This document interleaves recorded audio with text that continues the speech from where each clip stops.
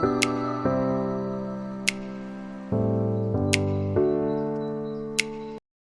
everyone, I am Sneha. ഞാനൊരു German language ട്രെയിനറാണ്. This is my new YouTube channel. Welcome to my channel Mallu Deutsch ലെറൻ. നമ്മുടെ നാട്ടിൽ നിന്ന് വളരെയധികം ട്രെൻഡിങ് ആയിക്കൊണ്ടിരിക്കുന്ന ഒരു കാര്യമാണ് അബ്രോഡ് സ്റ്റഡീസ്. +2 കഴിഞ്ഞിറങ്ങുന്ന വിദ്യാർത്ഥികൾ അബ്രോഡ് പോയി പഠിക്കുവാനും അവിടെ തന്നെ ജോലി നേടി സെറ്റിൽ ഡൗൺ ചെയ്യുവാനും ആഗ്രഹിക്കുന്നവരാണ്. സോ അങ്ങനെയുള്ള നമ്മുടെ യങ്സ്റ്റേഴ്സിന്റെ ഒരു ഫൈൻ ഡെസ്റ്റിനേഷനാണ് ഇപ്പോൾ കറന്റ് ജർമ്മനി. വൈ ജർമ്മനി എന്ന് ചോദിച്ചു കഴിഞ്ഞാൽ, ജർമ്മനി അവരുടെ പബ്ലിക് യൂണിവേഴ്സിറ്റീസിൽ ഫ്രീ എഡ്യൂക്കേഷൻ ആണ് പ്രൊവൈഡ് ചെയ്യുന്നത്. നമ്മുടെ നാട്ടിൽ +2 വിദ്യാഭ്യാസം കഴിഞ്ഞിറങ്ങുന്ന ഒരു സ്റ്റുഡൻറ്റിന് ജർമ്മനിയിൽ പോയി ഡിഗ്രിയോ മാസ്റ്റേഴ്സോ ഒക്കെ ചെയ്യുന്നതിന് അവിടെ ട്യൂഷൻ ഫീ ഒന്നും തന്നെ കൊടുക്കേണ്ടതില്ല. കംപ്ലീറ്റ്ലി ഫ്രീ എഡ്യൂക്കേഷൻ ആണ് അവർ പ്രൊവൈഡ് ചെയ്യുന്നത്. അതുപോലെ തന്നെ നമ്മുടെ നാട്ടിൽ അതിനേക്കാൾ ഉപരി ഇപ്പോൾ ട്രെൻഡിങ് ആയിക്കൊണ്ടിരിക്കുന്ന ഒരു കോഴ്സാണ് നഴ്സിംഗ് ഔസ്ബിൽഡിംഗ് എന്ന് പറയുന്നത്. ശരിക്കും പറഞ്ഞു കഴിഞ്ഞാൽ നഴ്സിംഗ് ട്രെയിനിങ് പ്രോഗ്രാം. ഇതൊരു 3 വർഷത്തെ നഴ്സിംഗ് കോഴ്സാണ്. അതും നമുക്ക് ഫ്രീ ആയിട്ട് ജർമ്മനിയിൽ പോയിട്ട് പഠിക്കാവുന്നതാണ്. ഇതിൻ്റെ ഏറ്റവും നല്ലൊരു അട്രാക്ഷൻ എന്ന് പറയുന്നത് ട്യൂഷൻ ഫീ ഇല്ല എന്നുള്ളത് മാത്രമല്ല, +2 കഴിഞ്ഞ് ഏത് സ്ട്രീമിൽ പഠിക്കുന്ന ഒരു വിദ്യാർത്ഥിക്ക് വേണമെങ്കിലും, അതായത് ബയോളജി സയൻസ് എടുത്താലും കമ്പ്യൂട്ടർ സയൻസ് എടുത്താലും ഹ്യൂമാനിറ്റീസോ ബിക്കോ ഏത് സ്ട്രീമിൽ പഠിച്ചൊരു വിദ്യാർത്ഥിക്കും ഈ ഒരു നഴ്സിംഗ് കരിയർ ചൂസ് ചെയ്ത് ജർമ്മനിയിലേക്ക് പോകാവുന്നതാണ്.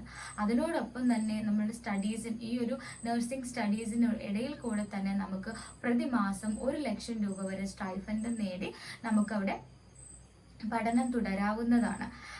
എന്തുകൊണ്ട് നമ്മൾക്ക് സ്റ്റൈഫൻഡ് പ്രൊവൈഡ് ചെയ്യുന്നു എന്നൊരു ചോദ്യത്തിന് ഉത്തരമാണ്, നമ്മുടെ നാട്ടിലെന്ന് പറഞ്ഞു കഴിഞ്ഞാൽ കൂടുതലും തിയറിറ്റിക്കൽ ആയിട്ടുള്ള എക്സ്പീരിയൻസ് ആയിരിക്കും നമുക്ക് കൂടുതൽ കിട്ടുക. പക്ഷേ ജർമ്മനി പോലുള്ളൊരു കൺട്രീസിൽ കൂടുതലും നമുക്ക്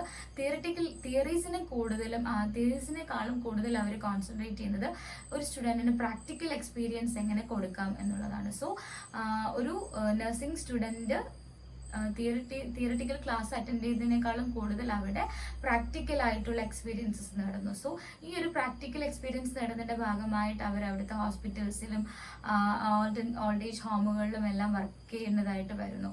സോ ഇങ്ങനെ വർക്ക് ചെയ്യുമ്പോഴത്തേക്കും നമുക്ക് അവർ ഒരു പേയ്മെൻറ്റ് തരുന്നു. സോ ഇതിനെയാണ് നമ്മൾ പ്രതിമാസം 1 lakh സ്റ്റൈഫൻഡ് എന്ന രീതിയിൽ നമുക്ക് അവരത് പ്രൊവൈഡ് ചെയ്യുന്നത്.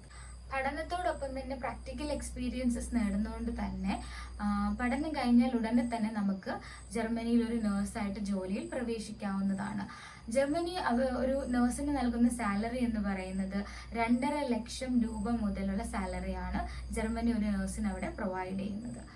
സോ ഈ ഒരു നഴ്സിംഗ് കരിയർ മാത്രമല്ല, നഴ്സിംഗ് കോഴ്സസ് മാത്രമല്ല ഇപ്പോൾ ട്രെൻഡിങ് ആയിക്കൊണ്ടിരിക്കുന്നത്. അതുപോലെ തന്നെ IT related courses, mechatronics, hotel management, ഇങ്ങനെയുള്ള നിരവധി ഹൗസ് ബിൽഡിംഗ് കോഴ്സുകളും ഇപ്പോൾ ജർമ്മനിയിൽ അവർ പ്രൊവൈഡ് ചെയ്യുന്നുണ്ട്. സ്റ്റുഡൻസിന് മാത്രമല്ല ജർമ്മനി ഇപ്പോൾ ഓപ്പർച്യൂണിറ്റീസ് നൽകിക്കൊണ്ടിരിക്കുന്നത്.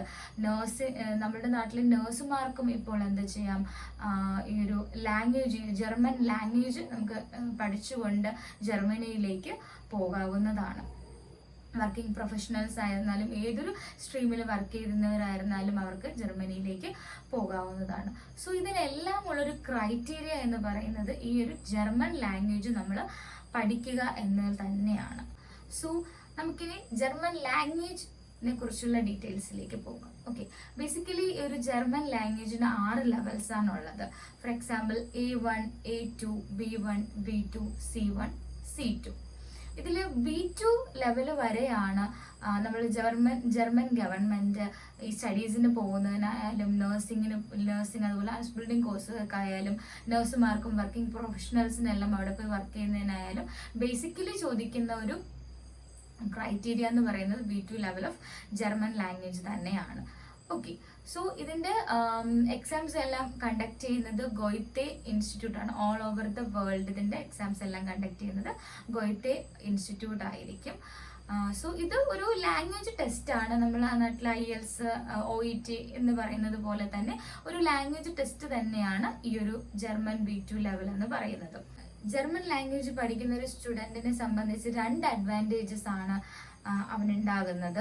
ഒന്നാമത്തേന്ന് പറയുന്നത്, നമ്മളൊരു പുതിയ ലാംഗ്വേജ് പഠിക്കുമ്പോൾ അതിൻ്റെ ആൽഫബറ്റ്സ് നമ്മൾ ആദ്യം തൊട്ടേ പഠിക്കേണ്ടതായിട്ടുണ്ട്. പക്ഷേ ജർമ്മൻ ലാംഗ്വേജിനെ സംബന്ധിച്ചിടത്തോളം നമ്മളുടെ ഇംഗ്ലീഷ് ആൽഫബറ്റ്സ് തന്നെയാണ് നമ്മളുടെ ജർമ്മൻ ആൽഫബറ്റ്സിലും വരുന്നത്. ഏകദേശം സിമിലാരിറ്റീസ് ആണ് ജർമ്മൻ ലാംഗ്വേജിനകത്തും വരുന്നത്. രണ്ടാമത്തെ കാര്യം, നമ്മളിപ്പോൾ ഇതിനകത്ത് നമുക്ക് IELTS OET പോലെ 4 മൊഡ്യൂൾസ് തന്നെയാണ് ഒരു ലാംഗ്വേജ് ആയതുകൊണ്ട് നമ്മൾ ക്രാക്ക് ചെയ്യേണ്ടതായിട്ടുള്ളത്. For example speaking, reading, listening, writing. അപ്പോൾ IELTS OET എന്നുള്ള ഒരു ലാംഗ്വേജ് ടെസ്റ്റുകളിൽ നിന്ന് എന്ത് മെറിറ്റ് ആണ്, എന്തൊരു അഡ്വാൻറ്റേജ് ആണ് ഇതിനകത്തുള്ളതെന്ന് വെച്ച് കഴിഞ്ഞാൽ, ഇപ്പോൾ IELTS OETക്കകത്തും ഏതെങ്കിലും ഒരു മൊഡ്യൂൾ നമുക്കൊന്ന് ഫെയിൽ ആയി പോയാൽ, ഫോർ എക്സാമ്പിൾ നമുക്കൊരു റീഡിങ് നമുക്ക് ഫെയിൽ ആയി പോയി കഴിഞ്ഞാൽ നമുക്ക് ആ എക്സാം ആദ്യം തൊട്ട് ഈ 4 മൊഡ്യൂളും ഒരുമിച്ച് എഴുതേണ്ടതായിട്ട് വരുന്നു. പക്ഷേ up to the case of German language, നമുക്ക് ഇപ്പോൾ സ്പീക്കിംഗ് ആണ് നമുക്ക് ഫെയിലായി പോകുന്നൊരു മൊഡ്യൂൾ എന്ന് വെച്ച് കഴിഞ്ഞാൽ ആ ഒരു സ്പീക്കിംഗ് മാത്രം നമുക്ക് രണ്ടാമത് എക്സാമിന് അപ്പിയർ ചെയ്താൽ മതിയാവും. ബാക്കി നമ്മൾ ക്രാക്ക് ചെയ്താലെല്ലാം നമ്മളുടെ കയ്യിൽ സേഫ് ആയിരിക്കും. സോ ഇതാണ് ഈ ഒരു 2 അഡ്വാൻറ്റേജസ് കൊണ്ട് തന്നെ ഇപ്പോൾ +2 കഴിഞ്ഞ് ഇറങ്ങുന്നവരായിരുന്നാലും, വർക്കിംഗ് പ്രൊഫഷണൽസ് ആയിരുന്നാലും, ഈവൻ ഡിഗ്രി കഴിഞ്ഞവരായിരുന്നാലും പോലും ഈ ഒരു ജർമ്മൻ ലാംഗ്വേജ് പഠിച്ച് ജർമ്മനിയിലേക്ക് പോയി അവരുടെ കരിയർ ബിൽഡ് ചെയ്ത് അവിടെ തന്നെ സെറ്റിൽ ആവാനായിട്ട് ആഗ്രഹിക്കുന്നവരാണ്. As A German language trainer, ഈ ഒരു ചാനലിലൂടെ നിങ്ങളിലേക്ക് ഷെയർ ചെയ്യാൻ ഉദ്ദേശിക്കുന്നത് എങ്ങനെ നമുക്ക് ഈ ഒരു ജർമ്മൻ ലാംഗ്വേജ് എങ്ങനെ നമുക്ക് വളരെ ഈസി ആയിട്ട് പഠിച്ചെടുക്കാം, എന്തൊക്കെ ടിപ്സും ട്രിക്സുമാണ് ഞാൻ എൻ്റെ ലാംഗ്വേജ് ജേർണിയിൽ യൂസ് ചെയ്തത്. ഫസ്റ്റ് അറ്റംപ്റ്റിൽ തന്നെ ഈ ഒരു എക്സാം പാസ്സാകാനായിട്ട് ഞാൻ എന്തെല്ലാം ടിപ്സും ട്രിക്സും എന്തൊക്കെ ഇൻട്രസ്റ്റിംഗ് ആയിട്ടുള്ള മെത്തേഡ്സുമാണ് ഇതിന് വേണ്ടി യൂസ് ചെയ്തത്. ഇതൊക്കെയാണ് ഞാൻ ഈ ചാനലിലൂടെ നിങ്ങളിലേക്ക് എത്തിക്കാനായി ശ്രമിക്കുക. അതിനു മുന്നേ ഒരു കാര്യം പറയാനുള്ളത്, നമ്മൾ സാധാ ഒരു സബ്ജക്റ്റ് പഠിക്കുന്ന ഒരു രീതിയിലായിരിക്കരുത് ഒരിക്കലും ഒരു ലാംഗ്വേജിനെ അപ്രോച്ച് ചെയ്യേണ്ടത്. അതിന് വേറൊരു രീതിയാണ്. ഫോർ എക്സാമ്പിൾ, നമ്മളെല്ലാം കുട്ടിക്കാലം തൊട്ട് ഇംഗ്ലീഷ് പഠിച്ചു വരുന്നവരാണ്. പക്ഷെ ഇപ്പോഴും അല്ലെ, ഒരു LKG സ്റ്റാൻഡേർഡ് തൊട്ട് തന്നെ എല്ലാവരും നമ്മൾ ഇംഗ്ലീഷ് പഠിച്ചു വരുന്നവരാണ്. എന്നിരുന്നാൽ പോലും പെട്ടെന്ന് ഒരു സിറ്റുവേഷൻ വന്നു കഴിഞ്ഞാൽ ഫ്ലുവൻ്റ് ആയിട്ട് ഇംഗ്ലീഷ് സംസാരിക്കാൻ കഴിയാത്തവരാണ് നമ്മൾ പലരും അല്ലെ. സോ അതെന്തുകൊണ്ടാണ് ഇത്രയും നാളും ഇംഗ്ലീഷ് പഠിച്ചു വന്നിട്ട് നമുക്ക് എന്തുകൊണ്ടാണ് ഇങ്ങനെ സ്പോക്കൺ ഇംഗ്ലീഷ് ക്ലാസ്സുകളും ഒക്കെ ഇങ്ങനെ പോയി ഇരിക്കേണ്ടി വരുന്നത്? സോ നമ്മൾ ഫോളോ ചെയ്ത് വന്ന എന്തോ പാറ്റേൺസ് അല്ലെ, സ്റ്റഡി പാറ്റേൺസിൻ്റെയോ നമ്മൾ ഫോളോ ചെയ്തുന്ന മെത്തേഡ്സിൻ്റെയോ ഒക്കെ എന്തോ ഒരു പ്രോബ്ലം കൊണ്ടായിരിക്കും. സോ ആ ഒരു പാറ്റേൺ എല്ലാം ചേഞ്ച് ചെയ്തുകൊണ്ട് ഇൻട്രസ്റ്റിംഗ് ആയിട്ട് എങ്ങനെ നമുക്ക് ഈ ലാംഗ്വേജിനെ അപ്രോച്ച് ചെയ്യാം, ഇൻട്രസ്റ്റിംഗ് ആയിട്ടുള്ള ഈസി ആയിട്ടുള്ള മെത്തേഡുകൾ വഴി, ക്വിസുകൾ വഴി, അതുപോലെ തന്നെ ഗെയിംസ് ഒക്കെ വഴി, ചാലഞ്ചസ് വൊക്കാബുലറി ചാലഞ്ചസ്, റെഗുലർ ആയിട്ടുള്ള സ്പീക്കിംഗ് പ്രാക്ടീസുകൾ വഴി ഒക്കെ നമുക്ക് എങ്ങനെ ഈ ഒരു ലാംഗ്വേജിനെ സമീപിക്കാം, എങ്ങനെ ഇത് വേഗം പഠിച്ചെടുക്കാം എന്നുള്ള കാര്യങ്ങളാണ് ഞാൻ ഈ ഒരു ചാനലിലൂടെ ഞാൻ നിങ്ങളിലേക്ക് ഷെയർ ചെയ്യാനായിട്ട് ആഗ്രഹിക്കുന്നത്. സോ ഈ ഒരു ലാംഗ്വേജ് ജേർണിയിൽ നിങ്ങൾ എല്ലാവർക്കും എന്നോടൊപ്പം കൂടെ സോ അടുത്ത ദിവസങ്ങളിൽ ഞാൻ തീർച്ചയായിട്ടും ജർമ്മൻ ലാംഗ്വേജ് ബന്ധപ്പെടുന്ന ലെസൺസും അതുമായിട്ട് ജർമ്മൻ ലാംഗ്വേജ് റിലേറ്റഡ് ആയിട്ടുള്ള വ്ളോഗ്സുമായിട്ട് ഞാൻ തീർച്ചയായിട്ടും വരുന്നതായിരിക്കും. സോ ഈ വീഡിയോ നിങ്ങൾക്ക് എല്ലാവർക്കും ഇഷ്ടപ്പെട്ടു എന്ന് ഞാൻ വിചാരിക്കുന്നു. സോ എല്ലാവർക്കും ഇത് ഉപകാരപ്പെട്ടുവെങ്കിൽ please like, share, subscribe. Thank U.